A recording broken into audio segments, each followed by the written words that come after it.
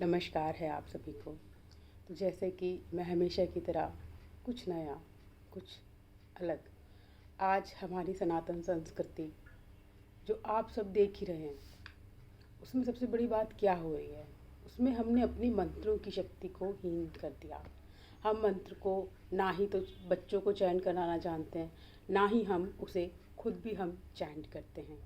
तो आज मैं जो ध्यान श्लोका मंत्र लेके आ रही हूँ, इस ध्यान श्लोका मंत्र में हमारी बुद्धि को तमोगुण से सतोगुण की ओर और जो ज्ञान है, जो अमृत है, उसे हम कैसे प्राप्त कर सके, इसके बारे में स्वामी शिवानंद जी महाराज जी ने बहुत अच्छी बात बोली है कि अगर कोई साधक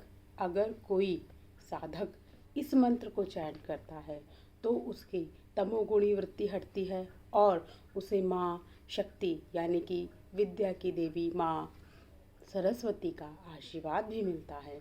तो इस मंत्र में इन्होंने 4 मुख्य प्रधान रखे हैं: गजानन भगवान जी, कुमार कार्तिकेय जी, शिव भगवान जी और माँ सरस्वती। तो आज हम इसको चैंट करने जा रहे हैं। दोनों हाथों की आप ज्ञान मुद्रा बनाएंगे और अपने गोदी में रखेंगे या दोनों नी कैप के ऊपर रखेंगे। इसे लंबी और गहरी सांस के साथ इनका ध्यान करते हुए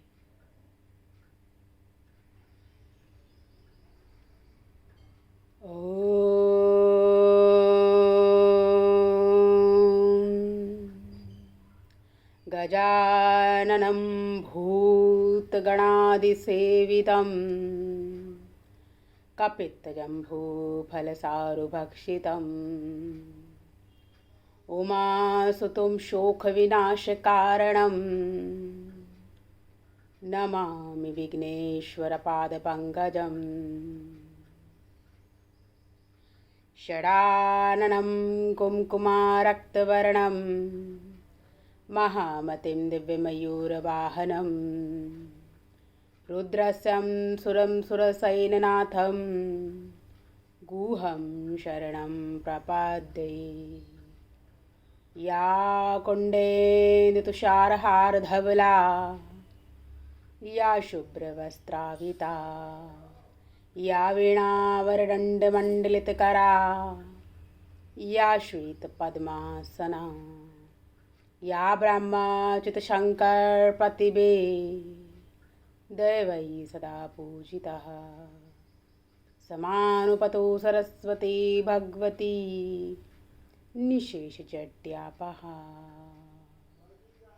ॐ शांति शांति शांति।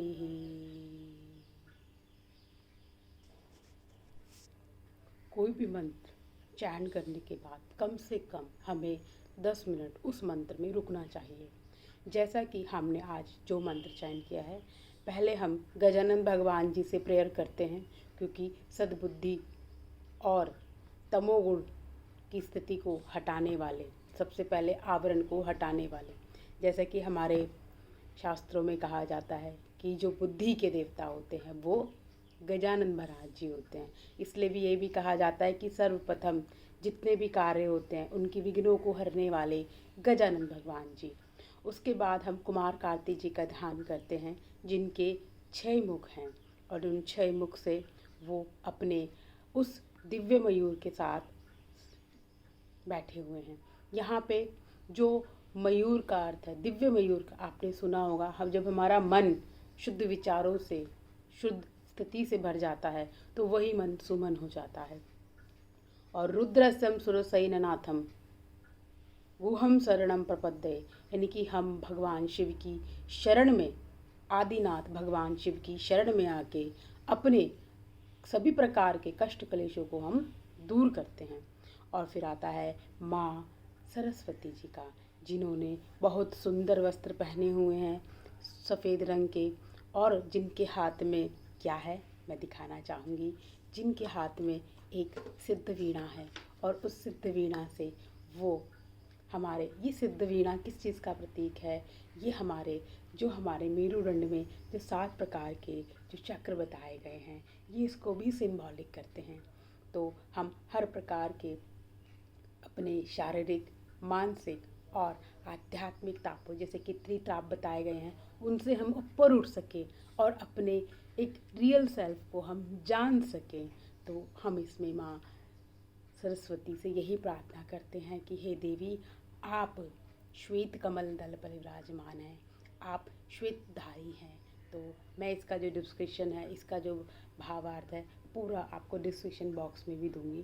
तो कहने का मतलब है कि जब हम ध्यान श्लोक का चयन करते हैं तो हमारी बुद्धि शुद्ध होती है और हम इस लायक बन पाते हैं कि हम उस आत्मज्ञान को ग्रहण कर पाएँ, क्योंकि आत्मज्ञान हमारा ज्ञान यानी कि पृथ्वी लोक का ज्ञान नहीं है। जिसका ये ज्ञान है हम उसी से ही प्रार्थना करते हैं कि आप हमें उस ज्ञान को इस तन में, इस बुद्धि में, है ना, उसमें ठहरा पाएँ। तो इसी शुभकामना के साथ आप सभी को नमस्कार है।